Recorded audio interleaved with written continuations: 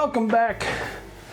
We are your neighborhood friendly whiskey watchers, and welcome to Shelfer Saturday, the one day of the week where we highlight bottles that appear on our store shelves and hopefully yours too, and give you our opinion, us opinion. Give us your opinion. And we'll give you our opinion on these bottles and whether or not you should add them to your bar. Today, we're drinking this, Jack Daniel's Bonded.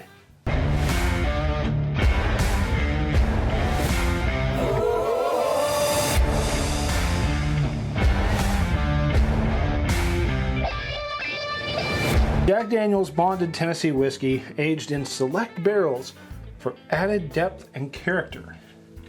And let me tell you, it's not in the old number 7 bottle, and it has a cork.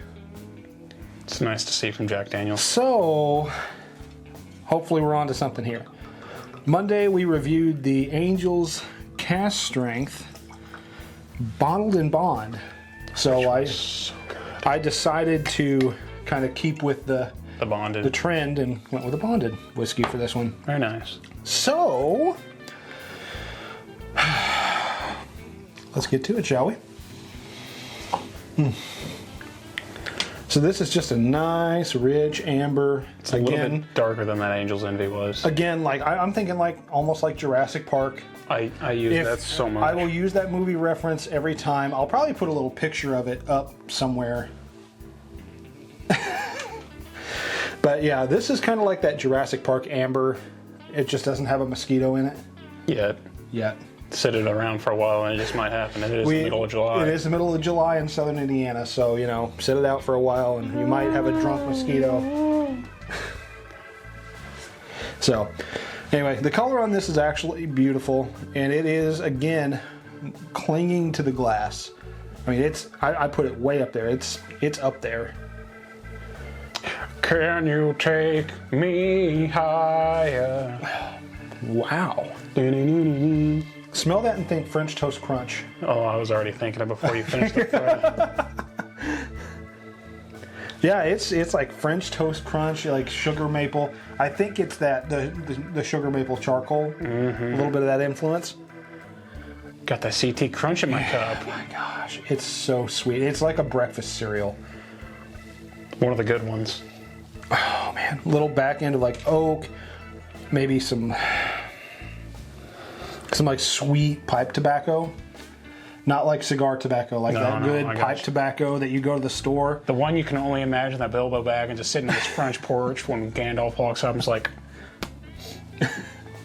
Well, I was thinking like you go to the smoke shop with a friend who's buying some cigars, and then you walk over to the pipe tobacco things and you go, yep. It's a good smell. I don't smoke, but I love the smell of a good cigar and I love the smell of a good pipe. So, anyway, cheers everyone. Cheers. Cheers, bub. Another good one.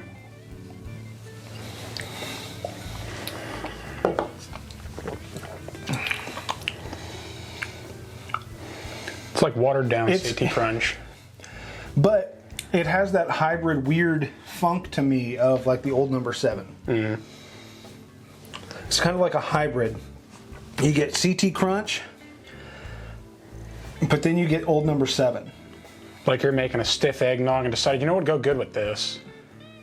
A little Jack Daniel's. A little CT Crunch. A little Jack Daniel's and CT Crunch. So I don't know. I got to give it one more.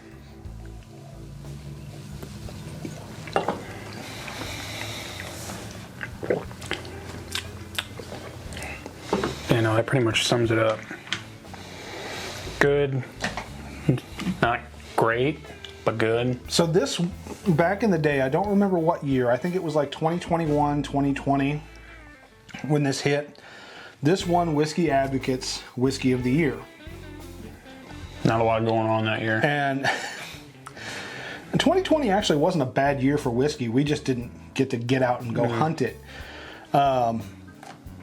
I'm not super impressed. The DNA of that old number 7 is just kind of turning me away from it. I think it's fine. It's good whiskey. But that's it. It's just good. But it's just good. There's nothing extravagant. And there's nothing that calls your name other than I would rather sit here and smell it all day than I would drink it all day. what this man just said. Around our area, these hit for anywhere from 28 to 35, and I think that's a little steep for. It's bonded, so I mean, I get it. It's no more different than like the old tub or anything like that. Right, but at least Old Tub, once it gets air, doesn't have that beam DNA that I'm not a huge fan of. But I could be wrong about this. It could get some air. Peanuttiness. Yeah, it could get some air and it could open up. But based on this tasting and what I'm getting, me as a fan of Jack Daniel's special releases, because they haven't missed one. I know, we had one sitting there for a while. Yeah, other than the American Single Malt. I wasn't a fan of that one. I like that one. But other than that, I just realized how dirty my glasses are. they've all been hitters. This one just isn't doing it for me. So I'm a try before you buy on this one. I agree with that. If you're a big Jack Daniels fan, it's definitely a buy. But if you like a Kentucky whiskey, yeah, I'll give him that. Yeah, for sure. If you're a big Jack Daniels fan, I think you're going to love this. If not, find it at a bar, find it at a friend's house, get a pour of it, and make your own decision. Because I'm not the biggest Jack fan in the world.